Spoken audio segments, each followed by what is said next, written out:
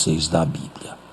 Um bom dia, mais uma vez, aqui estamos para o bem daqueles que nos veem e nos escutam.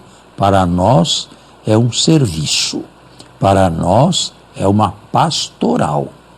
Levar a palavra de Deus com exigências científicas para todos aqueles que se dispõem a recebê-las desta maneira. Bom dia. Bom dia, Padre Fernando. Bom dia a você que fielmente nos acompanha aqui através da Rede Vida de televisão. Com muita alegria, nos encontramos mais uma vez para juntos voltarmos ao terceiro capítulo da criação, que trata sobre a presença do mal. Padre, inicialmente, há um ponto no fim do segundo capítulo que de algum modo volta como contraponto no terceiro. No fim do segundo capítulo, eles andavam no jardim, na presença de Deus, como bons amigos. E o texto ainda nos falou, andavam nus. Agora, com a chegada do mal, com a sua presença, eles percebem-se que estão nus e colocam a roupa. Por que essa imagem? Antes nus e agora vestidos? Simplesmente, na época em que foi escrito o texto, uma maneira de falar da vergonha que se sente quando está nu. Agora, vamos ser honestos. Um marido e uma esposa se veem nus e sentem vergonha? De certo que não. Não. Por isso mesmo, é um arranjo lá daquela época onde a nudez era absolutamente vergonhosa. Bom, até nos nossos tempos também, não é? Se um marido e uma esposa ficam nus, estão dentro de um quarto fechado, não é? Ninguém anda nu por aí, certo? Isto é, nós não somos animais irracionais. Estes não se vestem, e não se vestem naturalmente, e nenhum tem vergonha do outro, ou da outra. Este é simplesmente um modo de se falar de algo transcendental, de uma amizade transcendental que foi perdida. Agora, um sente vergonha do outro. Primeiro desobedeceram a Deus e agora se envergonham mutuamente. Agora, isto aqui está tudo englobado nos famosos dons da teologia tradicional, dos famosos dons preternaturais. E esses têm que passar por uma revisão completa. Uma completa revisão. Porque nós não podemos aceitar isso aqui como era explicado 80 anos atrás. Por exemplo, eu falei da morte. Antigamente se dizia não morre. E fazemos o quê sem morrer? Vamos ser raptados ao céu? Uai, mas homens outros já foram raptados ao céu. Não. Paulo fala de um terceiro céu. Não.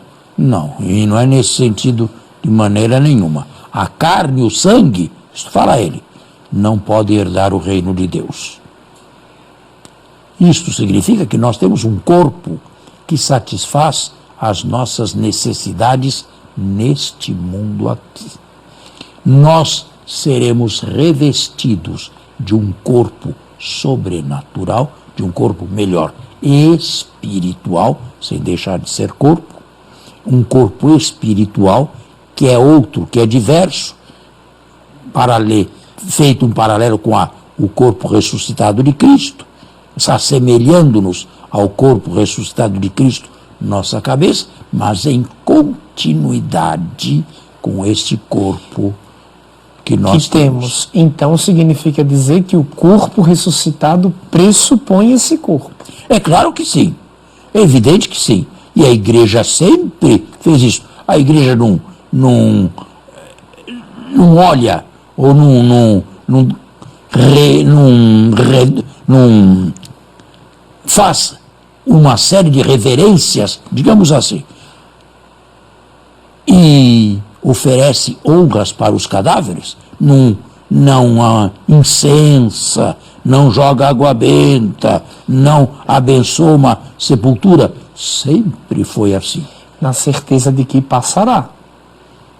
Na certeza de que o corpo espiritual, embora diverso, está em continuidade com este corpo material, que é provisório. Quando o senhor fala que os dons, os famosos preternaturais, precisam ser urgentemente revisados, o senhor tem consciência de que então o catecismo precisa olhar isso, porque eles existem no catecismo. Não, com a maneira como eram ensinados na minha infância, por exemplo, de jeito nenhum. Sim, eu falei que a morte poderia ser uma outra morte, mas seria morte. Não seria uma morte tão dolorosa, tão indesejável como a nossa, mas haveria uma morte. E eu usei até a terminologia, não só minha, mas do padre Ranner também, uma morte sem morte. Agora, dos outros dons preternaturais, quais mais? A ciência de Adão. Adão tinha toda a ciência que a humanidade possui hoje, que os cientistas, com grande trabalho, conquistaram. É evidente que não. É evidente. Agora, que ciência Adão, ou os primeiros, chamemos assim, o primeiro ou os primeiros casais, que evidência, que ciência eles podiam ter? Ao texto aqui interessa apenas a ciência religiosa. Não a ciência matemática, a ciência física. A única certeza que importa aqui é o relacionamento com Deus. Por isso eu digo que quando surgiu o primeiro casal, quando surgiu a inteligência, a vontade, a responsabilidade e o conhecimento moral do bem e do mal. Antes disso, nós podemos falar em homínidas, mas não podemos ainda falar num casal humano. Quando isto começou a existir nesta terra, certamente começou, mas a ciência nunca saberá, e nem a teologia. Padre, em seguida, no próprio capítulo 3, vem uma cena que, de algum modo, deixa o ouvinte leitor um pouco a se questionar. Trata-se das consequências impostas por Deus, fruto dos atos de cada qual, isto é, da serpente, do homem e da mulher. Mas eu não estou entendendo bem o que você está me querendo dizer. Eu estou só fazendo uma nota noticiária aqui, para situar o leitor. E agora vem a pergunta. Deus que começa a sentenciar tanto a serpente quanto a mulher, bem como ao homem. A serpente, ele disse: porque fizeste isso, és maldita entre todos os animais da terra.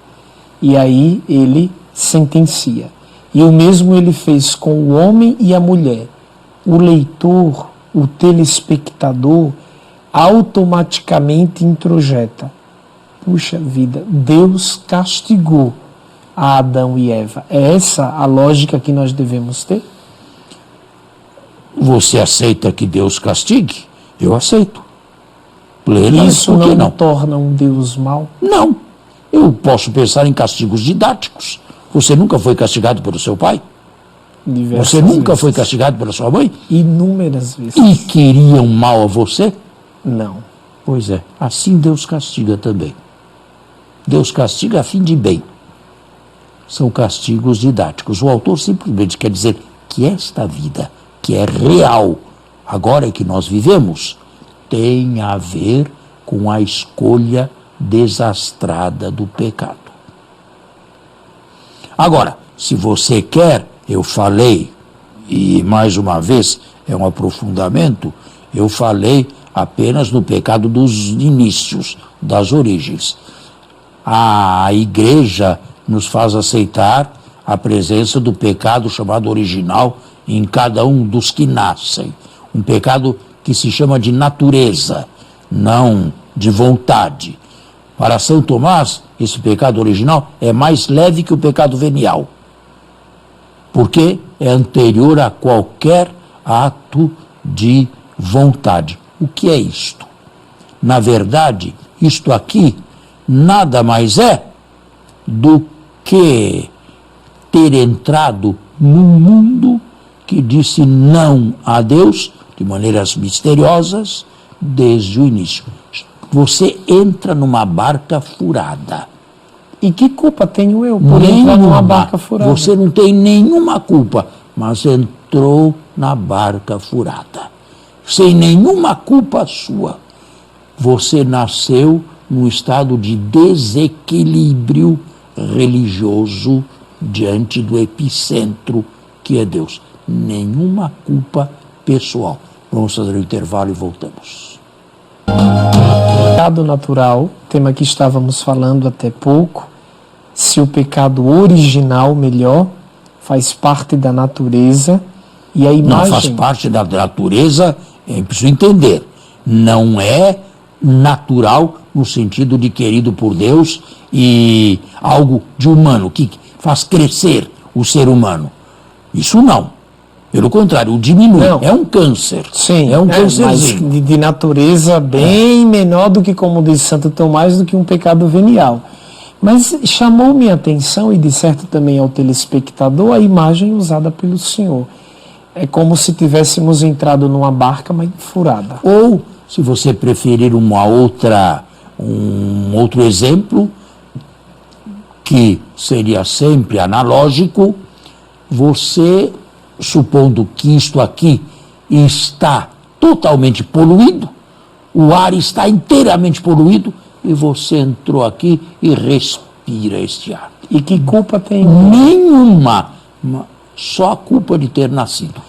Quando abrimos hoje os grandes manuais católicos e vamos ver o conceito de pecado, a Igreja nos ensina, a partir da sua teologia moral, que pecado é todo ato desenvolvido por mim, com total consciência, liberdade e vontade. Não. Como que eu posso chamar de pecado um ato no qual não há minha vontade? Pecado não é um conceito unívoco, é um conceito analógico. E aqui você, com analogia, você faz as distinções entre o famoso pecado original, pecado grave ou mortal, que te indispõe definitivamente por culpa sua com relação a Deus. Mas pecado não é um conceito unívoco. Não significa sempre a mesma coisa. É diferente um pecado venial de um pecado mortal. É totalmente diferente. Não tem. Não te elimina a amizade com Deus. E o pecado original é um pecado de natureza ou de raça, pelo fato de termos sido concebidos neste mundo poluído aqui. Porém, se eu cheguei e quando cheguei recebi um universo e um ar contaminado e um universo desequilibrado... Desde a concepção. Desde a concepção. Você começou a respirar. Então, sintomaticamente eu posso afirmar, eu estou desequilibrado. Não tem a menor dúvida. Diante de Deus você nasceu assim.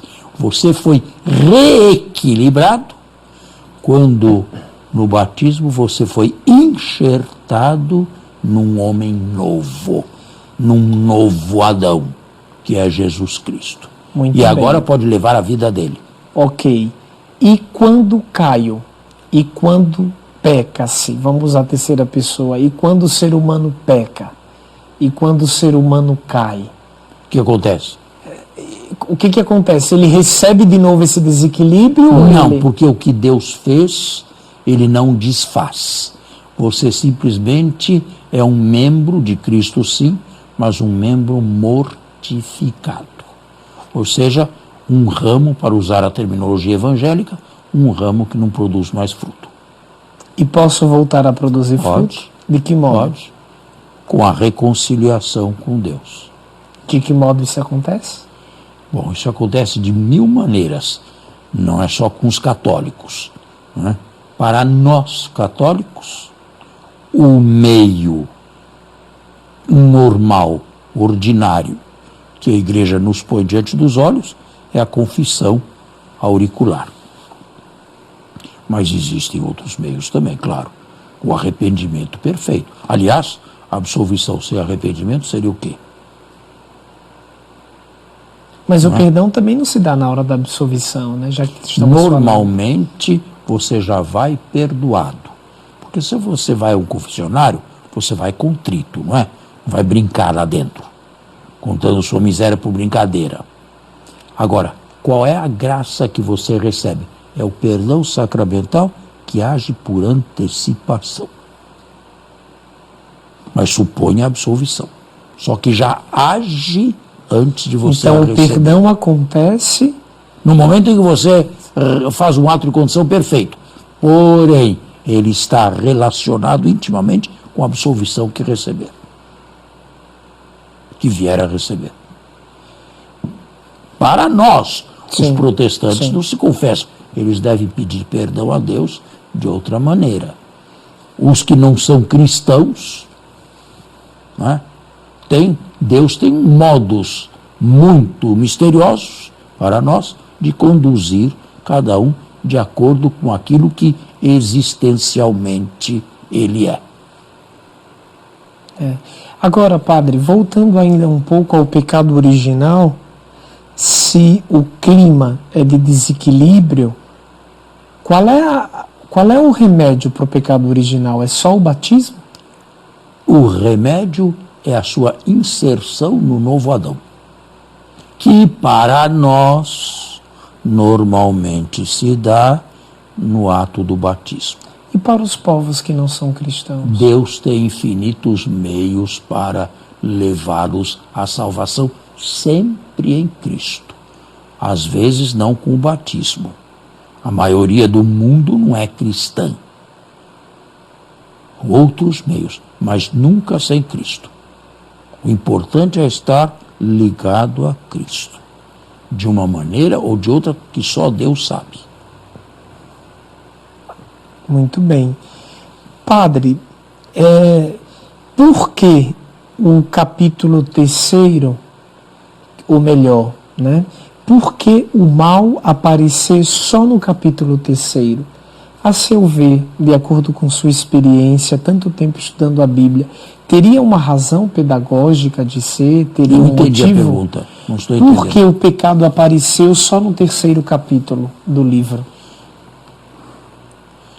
Porque, didaticamente, aqueles que o compuseram queriam mostrar que uma coisa é o que provém diretamente de Deus, a criação, inclusive do homem e da mulher. Outra coisa é o mal moral, que, como eu disse, não com essas palavras, mas de formas distintas, é tardio. O mal é tardio, só entrou com o homem e com a mulher. Antes disso havia males? Sim, males físicos, sim. Havia terremotos, havia maremotos, havia tsunamis. O que fez com que os dinossauros desaparecessem da face da Terra? Algum cataclisma. Mas nós podemos chamar isto de mal moral? Não. Padre, mas se o mal moral passou a existir depois da presença do homem e da mulher... Com a presença do homem. Com a presença do homem e da mulher... Quem é a origem primeira do homem e da mulher? Quem é o causador? Da origem do homem e da mulher? Deus. Deus. Deus os criou. Mas Deus não os criou com o desequilíbrio. Deus não os criou desequilibrados. E Deus, por ser onisciente, por saber o que nos vai acontecer amanhã, por que ele não previra isso? Eu vou dizer uma coisa para você que precisa ser explicada. Deus nunca imaginou um mundo sem pecado. Isso é pesado. Nunca O imaginou. telespectador. Nunca imaginou. Porque tira as conclusões, tira as consequências. Deus teria frustrado, se teria frustrado. E Deus se frustra. E o Cristo, o que seria aqui? Um esparadrapo. Veio no último momento aqui fazer uma sutura que não estava no plano de Deus. Olha que peso para a cristologia. Nele, por ele, para ele, Cristo morto e ressuscitado, foram criadas todas as coisas. Ele está acima de tudo. São textos do Novo Testamento. Um mundo sem pecado nunca foi pensado por Deus. Agora, o que ele não podia injetar pessoalmente, deixou que a liberdade e Satanás o fizessem. Simplesmente. É profundo, interessante esse pensamento. Do contrário, você veria um Deus frustrado. Um Deus que fez uma coisa e deu outra. Nós podemos pensar isso de Deus? Deus se frustra alguma vez? O Cristo veio aqui resolver um probleminha aqui que surgiu no último momento? Ou é aquele para quem toda a criação foi criada, toda a criação foi realizada, feita? E este Cristo é o único Cristo, é o Cristo morto e ressuscitado. Não pense um Cristo sem morte, sem ressurreição, que nunca foi pensado também pelo Pai. Que não foi pensado pelo Pai. Então a gente tira dos planos de Deus o movimento da cruz e da ressurreição. Simplesmente esses inimigos, chamamos-los assim, trouxeram a Deus a possibilidade, levaram Deus a trazer o remédio que é maior do que o pecado realizado. Ó feliz culpa, diz o cântico do sábado, porque nos mereceu tal e tão grande Redentor. Ó feliz culpa. Está vendo? Quer dizer, os seus pecados sempre estiveram no plano de Deus, mas sempre estiveram como a sombra necessária para fazer brilhar melhor a luz. É uma sombra necessária para que a luz pudesse ser brilhada. A nossa liberdade contaminada pelo mal. Desde o primeiro instante, a nossa liberdade. Desde o primeiro instante, mas não por Deus. Mas Deus previa tudo isto. E Deus aceitou. E isto aqui, o mal entrou nos planos dele, como um inimigo a ser vencido. Cristo morto e ressuscitado. Temos que finalizar. Chegou o nosso momento. Até a próxima vez, até o próximo domingo. Se Deus quiser, espero que tenham aprofundado um conhecimento que nem todos os dias e para todos se dá. A você e a sua família, Deus abençoe, um bom domingo, uma boa semana. Fique na paz do Senhor.